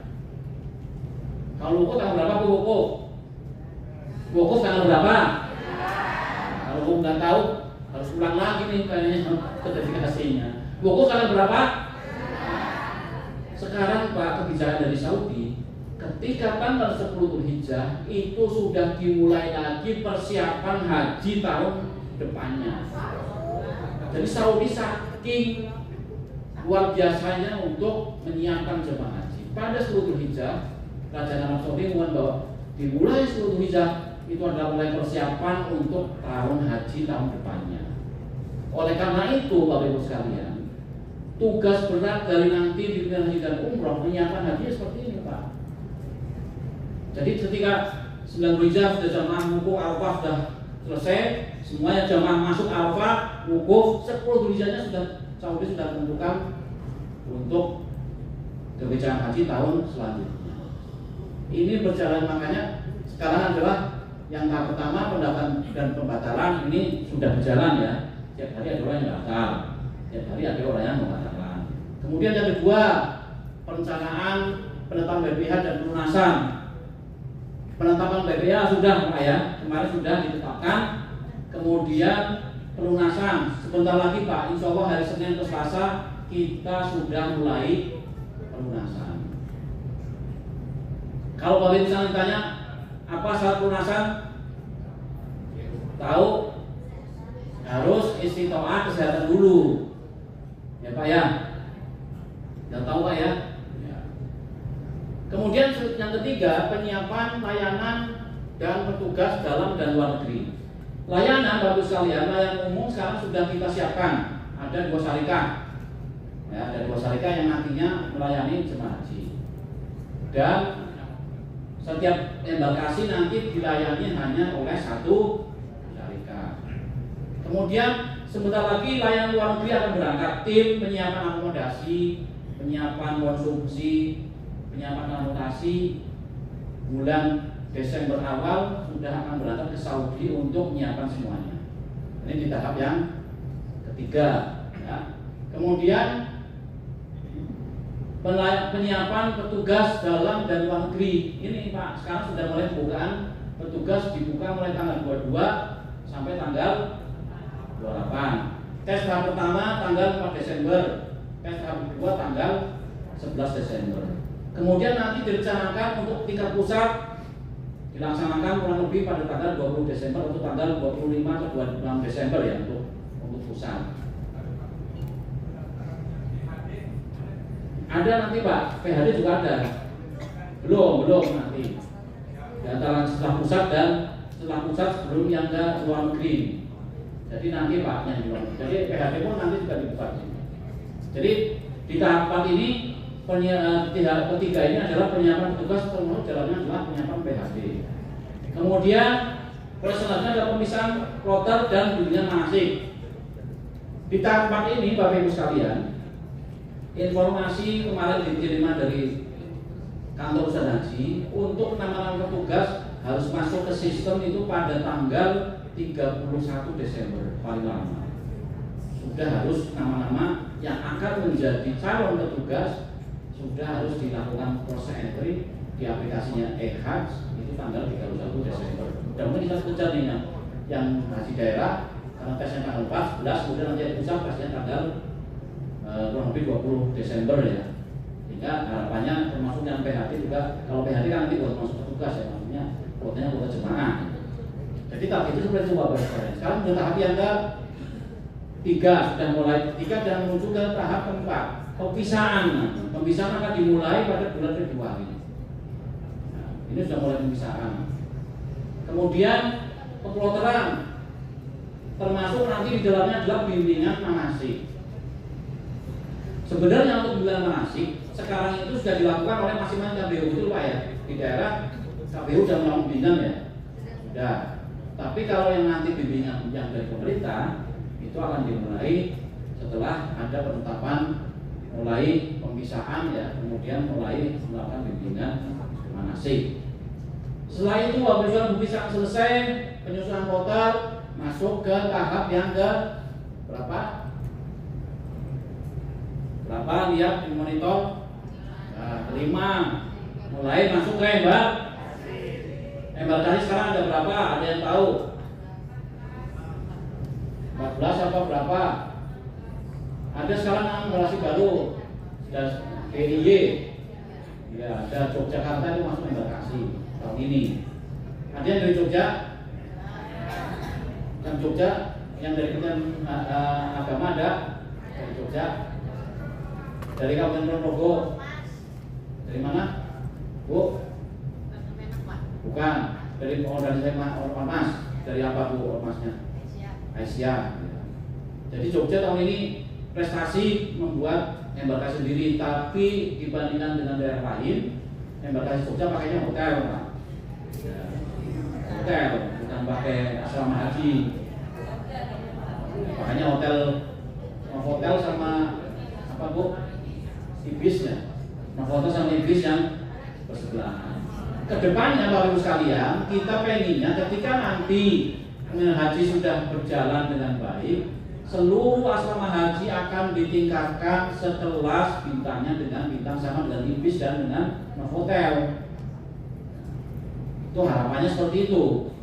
Karena ke depan kita di Haji Umroh ada namanya pengembangan ekosistem ekonomi haji. Berarti tubur ini Pak. Materinya baru. Saya biasa ngisi materi 3 jam Pak. Tapi banyak yang ngantuk, saya juga ngantuk nanti. Jadi ini Pak, oke ya. Sampai embarkasi kemudian periode haji nanti di bulan berapa mulainya? Prosesnya 21 April sudah mulai masuk ke asrama haji embarkasi nanti. Kemudian setelah itu operasional haji sampai tadi tanggal 10 Dzulhijjah sudah mulai penyiapan haji berikutnya. Jadi Bapak Ibu sekalian, kalau ada yang menyatakan bahwa haji dan umroh, ngapain sih ada haji dan umroh? Justru dengan adanya haji dan umroh kita akan lebih fokus Pak. Karena apa? Mengimbangi dari Kementerian Haji Saudi. Kalau kemarin mungkin masih di Kementerian Agama yang kita kurang fokus lah. Harapannya Presiden Prabowo membentuk Kementerian Haji dan Umroh, harapan bahwa dengan adanya kita sendiri akan fokus. Dan Kementerian Haji dan Umroh Arab Saudi juga sangat menghargai Pak, sangat menghargai ketika ada Kementerian Haji dan Umroh. Kemudian ini saya sudah nggak perlu ya. Ini kalau saya dengan haji. Yang pertama dibatasi waktu, kemudian banyak instansi, kemudian akses data mudah dan akurat, kemudian cepat dan tepat, kemudian jemaahnya banyak. Indonesia merupakan jemaah pengirim yang terbanyak, kemudian dilakukan di negara lain. Ini kalau saya punya haji. Yang sekarang Bapak Ibu sekalian, kuota. Berapa kuotanya? Ini perkembangan kuotanya Pak. Tahun 2019 itu 221.000 jemaah. Kemudian di tahun 2023 221.000 plus 8.000 jemaah. Tahun 2023 nih. Tambahan. Ya, ada tambahan di tahun 2023 itu masih ingat Pak sekalian ada tambahan kuota 8.000 dan di tahun 2023 tidak ada istitoah. Dan itu di tahun 2023 rekor untuk jumlah jemaah wafat terbesar di dunia 800 kurang lebih 849. Karena di tahun 2023 ada tambahan kuota 8.000 tanpa ada istiqoah, tanpa ada pendamping lansia dan juga penggabungan mahram. Ingat gak Pak 2023? Dan terjadilah jumlah wafatnya luar biasa banyak di tahun 2023. Kemudian di tahun 2024 jumlah jemaah ini merupakan jumlah terbesar sepanjang sejarah perhajian. Kita diberikan amanat untuk mengelola 241.000 jemaah. Nah, di tahun 2024. Meskipun banyak terjadi sesuatu, tapi sudah bisa menurunkan jumlah jemaah yang wafat di tahun 2024. Kemudian 2025 jumlahnya adalah 221.000 jemaah tahun kemarin, di mana di 221 jemaah ini dikelola oleh 8 syarikat.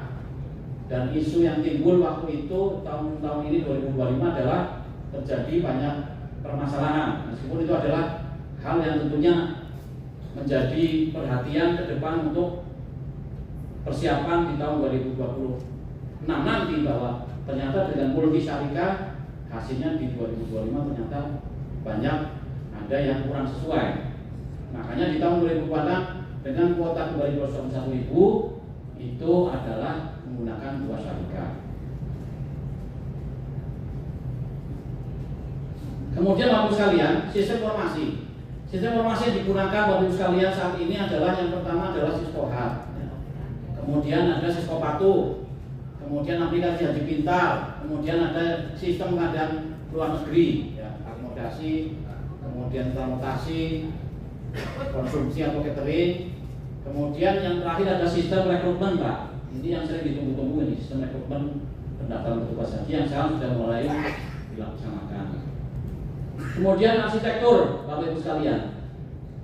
Arsitektur dari IT yang kita bangun, bahwa kita nantinya adalah melibatkan dari mulai kantor haji kabupaten kota, kemudian Kamil dengan provinsi, kemudian nanti disebut JJPHU dulunya, di situ nanti adalah Kementerian Haji dan Umroh, ya. Kemudian ada BPSBB, ada BPKH, Kementerian Kesehatan, Maskapai Penerbangan dan BPJS Kesehatan. Di sini Bapak Ibu sekalian, sebagai core system untuk aplikasinya adalah Siskohat. Jadi semua data itu adalah sumbernya adalah di Siskohat. Sistem komputerisasi haji terpadu. Apa Bu? Nah, kalau pertanyaan Siskohat itu apa? Ibu Bapak Ibu sudah jawab. Sistem komputerisasi haji terpadu. Kemudian ada juga di sana ada namanya Siskopatu. Ini adalah untuk Siskopatu, ini adalah sistem untuk pendaftaran haji khusus dan umroh, ya, Siskopatu. Kemudian di sana kedua sistem itu Siskohat dan Siskopatu. Kalau Siskohat tadi untuk haji reguler ya Pak ya.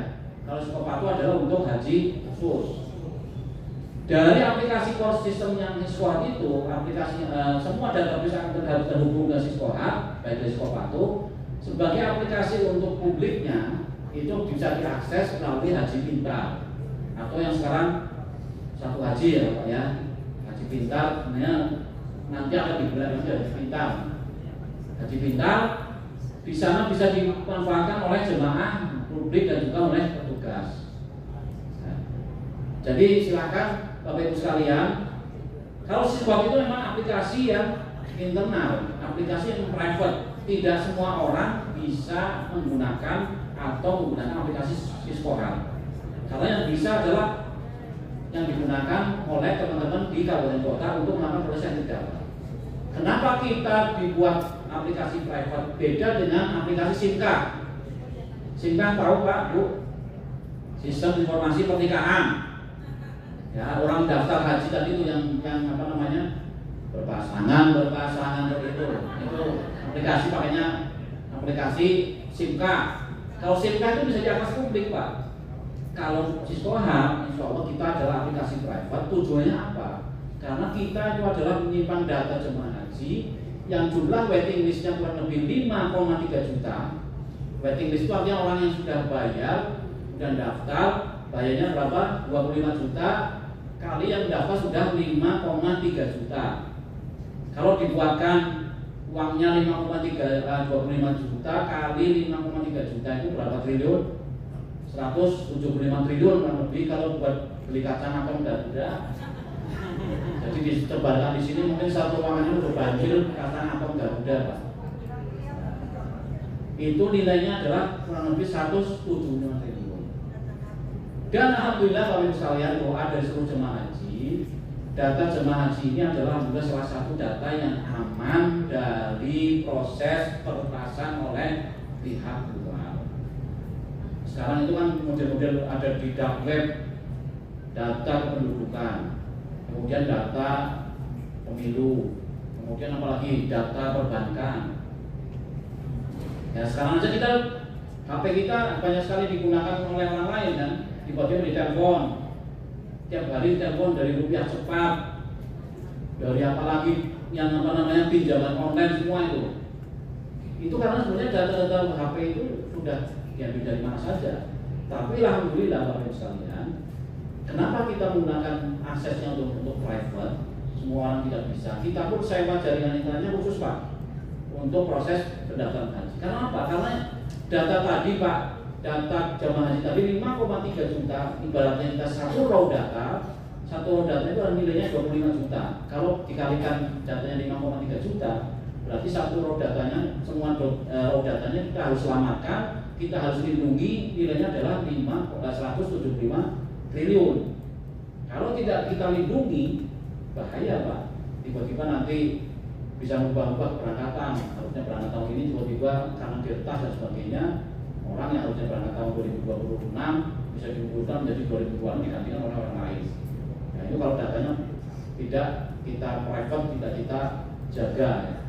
Ini tujuannya adalah seperti itu. Selanjutnya Siskohat sistem dikembangkan sejak tahun 96, kemudian 96 sampai 2003 adalah Siskohat generasi 1. Nah, ini sejarahnya Pak, sejarah dengan Siskohat. Nah, tahun 2008 Bapak Ibu sekalian sejarahnya, pendaftaran dilakukan sepanjang tahun melalui Siskohat dengan prinsip first come first serve. Jadi di tahun 2008, kalau sebelum tahun 2008 Bapak Ibu sekalian mau berangkat haji, tinggal uangnya disiapkan, datang ke bank, bayar 20 untuk lunasi totalnya dengan jumlahnya berapa, kita berangkat. Dan itu yang punya wewenang itu adalah orang-orang bank. Kalau kita nggak punya konektivitas dengan orang-orang bank, tidak punya kenalan dengan orang bank, kita mesti nggak punya kesempatan nih untuk bisa berangkat haji dulu. Sebelum tahun 2008. Ketika tahun 2008 sudah dilakukan, waktu itu zamannya Menteri Agamanya adalah Pak Surya Dharma Ali, kalau tidak salah ya. 2008 itu adalah pendaftaran dilakukan sepanjang tahun melalui Siskohat dengan prinsip first come first serve. Artinya orang yang mendaftar lebih pertama akan berhak untuk berangkatnya ya, didahulukan. First come first serve. Siapa yang mendaftar duluan yang akan diberangkatkan. Tujuannya adalah untuk proses keadilan tadi, tidak diperbutkan oleh oknum-oknum yang tidak bertanggung jawab. Kemudian Bapak Ibu sekalian, ternyata ketika 2008 dibuka seperti itu, yang daftar justru tambah banyak. Nah, akhirnya pada tahun 2010 bulan Mei, setoran awal yang awalnya 20 juta dinaikkan menjadi 25 juta dengan harapan bahwa ketika setoran awal dinaikkan, yang daftar tidak begitu banyak. Ngantuk apa ngantuk? Ngantuk Pak ya? Ya sama kan itu. Ya, di 2010 dinaikkan Pak dari 20 juta menjadi 25 juta. Apa yang terjadi? Ternyata di tahun 2010 yang daftar juga makin banyak. Karena apa? Karena waktu itu ada namanya proses kalangan satu. Yang kedua, ada waktu itu namanya Bapak Ibu sebagai guru waktu itu ada namanya dapat tunjangan kinerja, apa namanya sertifikasi. Ya. Kemudian di tahun 2015, 2010 banyak orang yang menjadi OKB. OKB apa Pak? Orang baru karena apa? Pembebasan lahan tol. Dan di Pantura yang dirasain desa Brebes sana itu banyak orang OKB karena banyak pembangunan jalan tol. OKB Dapat itu ya, ini udah dapat semua, anak-anaknya daftar semua Pak. Nah, ternyata dengan dinaikkan 25 juta, tetap yang daftar semakin banyak. Sehingga pada tahun 2010 sampai 2013 itu kita masih menggunakan siswa generasi 1. Kemudian di tahun 2013 sudah dikenalkan menjadi siswa generasi kedua. Kenapa sekarang siswa itu masih generasi kedua? Karena sebenarnya kita itu meskipun generasi kedua, tapi di dalamnya aplikasi itu adalah sudah mengikuti yang sekarang teknologinya adalah teknologi microservice semuanya. Jadi tidak ada kendala. Meskipun penamaannya kita Gen 2, nggak namanya nggak ganti Gen 3 atau Gen 4 atau Gen 5 atau Gen 8 gitu ya. Ya karena apa? Karena sebenarnya kita setiap tahun melakukan proses untuk penyempurnaan data engineering untuk aplikasi squad ini. Kemudian Bapak Ibu sekalian, untuk proses squad ini adalah mengikuti pola island tracking system. Jadi dulu Bapak Ibu sekalian, sebelum siswa dibangun, itu kita menggunakan aplikasi yang milik maskapai Garuda Pak. Jadi sebelum kita punya aplikasi Tuhan, dulu aplikasi itu masih menggunakan aplikasi Garuda untuk mendaftar hajinya. Dan itu sebelum tahun 2003, aplikasi Garuda itu digunakan juga untuk KPU waktu itu, untuk masalah pemilu. Karena waktu itu daftar jemaah haji itu termasuk adalah daftar data jemaah yang cukup lengkap, sehingga juga diadopsi atau digunakan oleh data pemilu waktu itu. Jadi kita menggunakan polanya identification system, ya, artinya orang sekarang membayar, kemudian nanti ketika Bapak Ibu sekalian membayar dapat kode booking gitu Bu ya. Kalau kita beli tiket Bu pesawat dimanapun ya, di Traveloka atau di tiket.com atau dimanapun, ketika kita bayar dapat nomor kode booking. Sama ketika jemaah haji, kalau jemaah haji membayar 25 juta, kita dapat kode booking namanya adalah kode nomor porsi. Ya.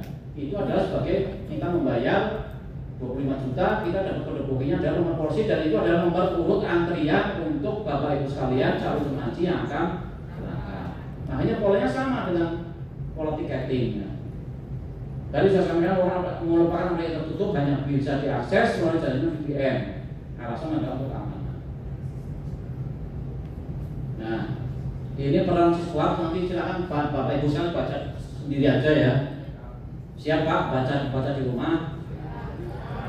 Jangan sampai nanti sering di rumah udah males baca materi yang biasa saya sampaikan, nggak pernah dibaca. Ini dibaca Bu ya sampai rumah ya. Jadi biar paham. Peran siswa itu banyak sekali. Ini pemahaman saya kira nggak perlu. Ini yang Bapak Ibu sekalian, sekarang yang paling wajib disampaikan ke calon jemaah haji kalau Bapak Ibu sekalian semua di rumahnya atau tangganya ada yang berangkat. Ini kebijakan kesehatan haji Arab Saudi ini paling up to date ya. Jadi kebijakan baru adalah Arab Saudi melalui Kementerian Kesehatan dan Kementerian Haji dan Umroh menetapkan kebijakan ketat dalam aspek istitoah kesehatan atau kemampuan untuk berhaji. Kemudian proses kebijakannya meliputi kelayakan kesehatan, ini menjadi prasyarat administrasi untuk penelitian visa haji dan akan diverifikasi sertifikat. Pak, Bapak sekalian. Jadi ketika nanti proses untuk pemvisaan, kalau tahun sebelumnya itu tidak ada persyaratan istitoah masuk ke aplikasi e-hajj untuk proses pemvisaan, mulai tahun ini semua ketika jemaah haji akan dilakukan proses pemvisaan melalui aplikasi e-hajj itu harus mengisi bahwa aturan bahwa dia adalah benar-benar istitoah. Ada kayak semacam surat yang harus diupload ke sana yang menunjukkan bahwa hasil istitoah dari Kementerian Kesehatan di masing-masing negara itu diupload di sistem e-hajj dan itu terhubung dengan aplikasi musuh masalahnya Garuda Saudi. Ini bedanya dengan tahun kemarin Pak Bu. Jadi diingatkan kalau orang yang merasa dia istitoahnya belum istitoah, memaksakan diri bagaimana caranya untuk mendekati petugas kesehatan untuk bisa supaya dilolos kesehatannya, nanti akan bermasalah di sini. Nah, diingatkan Bu, jangan sampai kita merasa jemaah itu nanti ada yang nanya semua gimana, ini sangat ketat Pak. Karena pada saat nanti pemvisaan harus mengupload surat pernyataan bahwa dia memang benar-benar sehat. Nah ini yang pertama poinnya. Kemudian kebijakan tersebut berdampak langsung terhadap pola kerja, validasi data, dan sistem manajemen kesehatan haji di Indonesia. Artinya apa? Semua nanti hasil dari penunjang kesehatan akan diverifikasi dan diupload melalui aplikasi e-Hajj, dan itu adalah menjadikan prasyarat kalau seorang jemaah haji tidak memiliki data atau berkas untuk verifikasi kesehatannya, maka dia akan tidak bisa dilanjutkan proses pemisahannya. Kalau visa tidak ada, artinya berarti tidak bisa berangkat. Syaratnya haji harus ada visanya, Pak. Ya, kalau secara administratif ya. Nah ini kemudian pencegahan penyakit kesehatan. Setiap jamaah wajib menandatangani dari pernyataan bahwa dirinya memiliki syarat kesehatan. Validasi dilakukan oleh kepala kesehatan kepala misi haji. Kemudian dokumen menjadi syarat utama. Kemudian ini Pak yang paling berat, Pak. Pengecekan kesehatan secara acak atau random dilakukan di bandara, hotel, dan tenda masair, Arafah, Muzdalifah, dan Mina. Jemaah yang terbukti tidak memenuhi syarat kesehatan akan dipulangkan langsung bila ditemukan di bandara. Jadi nanti di bandara Bapak sekalian, ketika sampai sana jemaah haji kita akan diproses, diacak secara random. Dia kesehatannya benar dan dicek semuanya. Di aplikasi dicek, kemudian cara kesehatan dicek. Ketika terjadi dia tidak istiqomah, maka tidak ada ampun, Pak. Akan dipulangkan saat itu juga dari bandara. Itu yang perlu kita sampaikan, kita sosialisasikan kepada para jemaah supaya kita tidak merasakan. Kalau merasa tidak istiqomah ya ditahan dulu lah, ya sampai istiqomah. Kalau udah istiqomah ya udah tahun depan atau mungkin dilimpahkan kepada yang istiqomah. Karena apa? Istiqomah kan tidak hanya istiqomah secara secara kemampuan ya, keuangan dan sebagainya, tapi secara kesehatan juga harus. Jadi ini Pak, sama juga ketika saudara dicek di hotel ternyata dicek secara random, ternyata ada jemaah yang tidak istiqomah di sana, ketahuan tidak istiqomah, maka akan dipulangkan juga. Itu yang di Saudi itu tahun ini memang betul-betul terkait dengan kesehatan. Karena apa? Karena selama ini negara Indonesia dianggap bahwa ketika mengirimkan jemaah haji itu adalah orang mengirimkan jemaah yang siap untuk meninggal dunia. Karena apa? Belum nyampe Saudi masih di pesawat sudah ada yang meninggal, meskipun takdir ya Bu ya. Nah, namanya meninggal kita siapa nggak tahu kan di mana saja. Tapi Arab Saudi menganggap itu sehingga kami diperketat Pak. Nah ini yang cukup berat. Jadi yang kedua, kepala kesehatan dan kepala misi haji dapat dikenai sanksi administratif dan pembatasan akses ke kerajaan Saudi Arabia. Tidak hanya jamaahnya haji saja yang dipulangkan Pak, tapi kepala misi hajinya, kemudian kepala misi kesehatan hajinya itu akan di blacklist oleh Saudi supaya tidak masuk ke sana lagi. Ini berat Pak. Makanya istiqomah ini betul-betul butuh sosialisasi yang luar biasa. Karena Saudi tahun ini sudah minta jangan sampai jemaah sampai sana sudah sampai sampai Arab Saudi ternyata harus dipulangkan secara paksa. Kasihan nanti kalau di sana. Jadi itu harus bisa berkurangkan dan sebagainya. Ini yang perlu disampaikan. Pelanggaran terhadap ketentuan kesehatan dapat berdampak pada pengurangan kuota haji untuk negara yang mengirimkan hajinya. Jadi kalau tahun ini Bapak Ibu sekalian, kemudian Indonesia tidak siap mengikuti aturan dari Saudi, maka tahun depan akan berdampak pengurangan kuota jemaah. Ini yang tidak kita inginkan. Justru kita pengennya tambah Pak ya. Biar petugasnya tambah banyak Pak, setuju? Ya. Iya Pak. Kita pengen seperti itu. Tapi kalau ternyata jemaahnya masih mengeyel, pengennya istiqomah dengan menggunakan cara yang tidak bagus, tidak baik, dan itu jadi seperti ini Pak. Yang merugikan bukan merugikan dia sendiri, tapi merugikan orang lain. Termasuk para misi haji juga akan mendapatkan sanksi, tidak bisa masuk ke kerajaan Arab Saudi. Ini Pak, tolong disosialisasikan masalah istiqomah penting kesehatan supaya tidak sampai terjadi tiba-tiba di sana kemudian dipulangkan. Nah ini kita kesehatan sekarang menurut Arab Saudi ya, yang tidak boleh berangkat pada tahun ini adalah gagal fungsi organ utama, jantung, paru, hati, ginjal. Kalau sudah cuci darah 5 kali seminggu ya sudah, nggak mungkin bisa berangkat Pak. Kemudian gangguan saraf dan kejiwaan berat, termasuk demensia. Di tahun 2025 Pak banyak masih jemaah yang demensia. Saya tahun kemarin kebetulan tugas di tempat hotel Safari Wukuf lansia. tahun kemarin waktu saya tugas di hotel yang menangani safari wukuf lansia. Safari wukuf lansia itu adalah safari wukuf ke Arafah, tapi dia tidak ke tenda, tapi kita wukuf di dalam bis, ya, dalam bis, dan itu kita melakukan wukuf di Arafah, karena kalau semuanya wajib ke Arafah, kita di bisnya kita bawa ke Arafah. Ya. Saya membimbing satu bis Pak, satu bis isinya kurang lebih 40 orang. Dari 40 orang itu ada yang demensia. Ya, meskipun saya di bis itu khotbah wukuf, tapi ada orang yang demensia yang ngomong sendiri Pak, ada ngomong bahasa Inggris, ada ngomong bahasa pokoknya ngomong. Ya. Ada juga yang kakinya nggak bisa ngekuk Pak. Jadi kasih latihan gini aja. Nah ini kan sebenarnya masih banyak yang dari situ Pak. Dalam satu bis kemarin saya melihat kurang lebih ada dari 40 itu ya yang sudah nggak bisa apa-apa, kurang lebih ya sekitar 15 orang lah, termasuk yang demensia, yang senangnya ngamuk, yang senangnya ngomong dan sebagainya. Itu tetap masih ada Pak.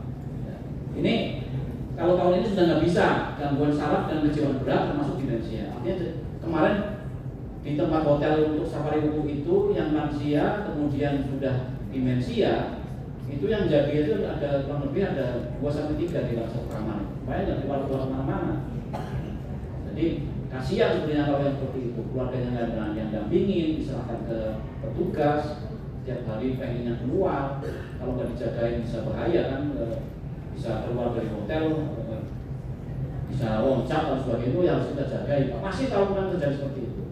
Dan tahun ini insya Allah mudah-mudahan jangan. Kemudian kehamilan trimester akhir atau dengan risiko tinggi. Pak Bu, tahun kemarin alhamdulillah ada lahiran jemaah haji melahirkan di Masjidil Haram. Ada tahun kemarin bisa lolos, ya kan bahaya sebenarnya. Meskipun itu ya ditutup, tapi tentu saya sampaikan bahwa ada kan bagian jemaah haji dari Jawa Timur kalau tidak salah itu melahirkan di Masjidil Haram ditolong oleh kesehatan sana. Jadi insya Allah tahun depan tidak akan seperti itu, karena ini menjadi perhatian dari Saudi. Kemudian akan aktif dalam masa pengobatan. Kemudian penyakit keluar aktif, TBC, demam berdarah dan yang lain. Jamaah wajib bebas dari penyakit tersebut dan hasil pemeriksaan kesehatan wajib diunggah ke sistem elektronik sebelum visa diterbitkan. Pak, ini poin yang tidak bisa kita main-main dalam hal soal kesehatan. Kemarin sudah ada tim kesehatan menyampaikan materi nggak Pak? Ada nggak? Ada nyampein materi ini nggak kemarin? Ada ya. Nah, intinya ini lah. Untuk penegasan kembali supaya Pak Ibu nggak lupa bahwa kalau memberikan jalan bimbingan ya seperti ini, wajib untuk proses yang seperti ini ya. Ini kalau cuma haji Indonesia, ya saya yakin dilanjut aja nanti Bapak Ibu silahkan baca. Ini pendaftaran haji juga silahkan dibaca-baca bagaimana cara-caranya, ada semua Pak. Jadi Bapak Ibu sekalian yang sebagai bimbing ibadah, ketika mau ditanya bagaimana sih cara daftarnya, di sini ada semua Pak. Alur-alurnya ya Bu ya, silahkan dibaca. Ini ada semuanya di sini. Nah ini sudah nggak perlu informasi. Ini Pak, perkembangan serapan optimasi kuota tiap tahun. Jadi tahun 2024 ini adalah merupakan sejarah bahwa sisa visa yang kita pakai semuanya hanya 45 Pak. Itu sejarahnya sepanjang tahun yang paling kecil. Jadi artinya kita bisa meminimalisir hanya 45 orang dari 203.000 ya. 213.320 kuota jemaah reguler yang tidak berangkat itu hanya 45. Kenapa setiap tahun ada yang tidak berangkat? Karena Bapak Ibu sekalian, namanya tadi itu istilahnya masih belum maksimal, sehingga pada saat orang datang ke embarkasi kadang-kadang di sana ternyata masih ada yang sakit dan sebagainya. Ya. Itu tahun 2024 hanya 45 yang bisa berangkat, di tahun 2025 kemarin ada 198. Nah ini merupakan prestasi. Tentunya mudah-mudahan dengan bergabungnya pusat kesehatan haji, Kementerian Haji dan Umroh, itu kita akan koordinasi yang lebih mudah terkait dengan sektoran. Ya.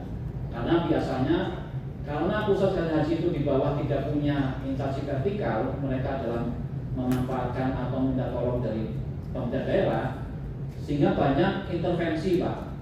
Ya, mohon maaf nih kalau misalkan ada orang yang harusnya tidak istiqomah, tapi karena beliau itu kenal dengan tim suksesnya salah satu bupati, tim sukses satu gubernur, akhirnya bisa minta tolong kepada petugas puskesmas. Kamu kalau nggak merusak istiqomahnya, akan saya pindah ke Papua. Gimana nggak takut Pak? Itu masih ada intervensi itu Pak. Tapi kalau sekarang kalau sudah khusus haji berada di Kementerian Haji dan Umroh, insya Allah mudah-mudahan seperti itu tidak akan terjadi lagi. Dan harapannya semua jemaah istiqomah. Ini Bapak sekalian kuota jemaah haji reguler tahun 2026 per provinsi, dan itu adalah merupakan paling besar adalah Jawa Timur karena berdasarkan proporsinya adalah sesuai dengan jumlah pendaftarnya. Saya kira itu sementara yang bisa kami sampaikan. Mohon maaf kalau ada banyak kekurangan dan ada kesalahan. Silakan bicara ke saya Pak kalau butuh sesuatu, kalau ada pertanyaan. Kalau nggak ada pertanyaan 081 284 99 08 18. Namanya siapa? Muhammad Henikam. Ya. Henikam itu kan Henikan, Henikan suami kenal namanya apa? Henikam. Namanya unik Bu. Ya, Henikam. Kalau cari Google nggak ada nama lain selain saya. Itu pilihan orang tua yang bilang merupakan rezeki bagi saya. Kembali Pak unik namanya dan panjang Muhammad Henikam Zaman. Jumlahnya berapa? 32 karakter. 32 karakter Pak. Kalau isi itu kalau dulu pakai ujian pakainya murah-murah itu kan ya, pakai handphone sama 32 karakter. Makanya sekarang anak saya namanya saya juga balas dendam. Anak saya namanya panjang semua. Muhammad Faras Mahendika, Muhammad Syokir Kolbi Mahendika. Jadi panjang semuanya biar ngerasain bapaknya dulu kalau ujian tulisnya itu panjang. Itu ya Pak ya. Silakan catat nomor saya 08128. Kalau ada pertanyaan apapun, insya Allah selama 24 jam HP saya aktif. Tapi kalau lagi saya tidur saya nggak bisa jawab Pak. Saya tidur masa jawab HP kan anak tidur namanya. Ya. Kalau nanya apapun, lulus apapun ya lulus bisa saya liatin. Tapi kalau minta tolong supaya diujian nggak bisa ya Bu ya. Karena ini adalah sistem semuanya berkompetisi secara adil. Yang penting siapa yang bisa mengerjakan. Karena apa? Nilainya tadi kita sudah jelaskan kan 40% adalah nilai administrasi kalau yang di tingkat daerah, 60% adalah nilai CAT. Kalau nanti yang di pusat nilai CAT-nya adalah 60%, 40% adalah nilai wawancara. Itu yang sangat adil tentunya. Yang penting bagus dan menguasai materi. Kalau sudah menguasai materi, insya Allah bisa mengerjakan soal-soal yang ada di CAT nanti. Baik, kami akhiri pada sesi pada siang hari ini. Sekali lagi terima kasih. Mohon maaf mengganggu waktu mengantuknya Bapak Ibu sekalian. Ya, kalau saya terlalu banyak ngomong, kalau banyak yang tidak bermanfaat, silakan. Mudah-mudahan kalau ada manfaat, silakan diambil manfaatnya. Dan kalau ada kurangnya, saya juga mohon maaf ya. Sebesar-besarnya kita yang tidak ketemu di sini Pak. Mudah-mudahan kita bisa ketemu suatu saat. Tapi dia ketemu di Saudi, di Mekah, di Madinah, di Sauna. Amin. Ya. Kita tidak ketemu sini, insya Allah kita jadi saudara. Silakan, insya Allah saling membantu kita sebagai selama alumni. Saya juga ngikutin seperti ini Bu. Saya di Bandung ikut kegiatan sertifikat pembimbing. Saya masih punya sertifikatnya. Sama kita dari alumni sertifikat pembimbing masih. Ya. Saya angkatan tahun 2023 ya di Bandung. Yang ikutnya di UIN Bandung. Ya. Itu Bapak sekalian, kami akhiri. Wallahu muwaffiq. Wassalamualaikum warahmatullahi wabarakatuh. Kami kembalikan pada Pak Hendra, mohon maaf ini waktunya jadi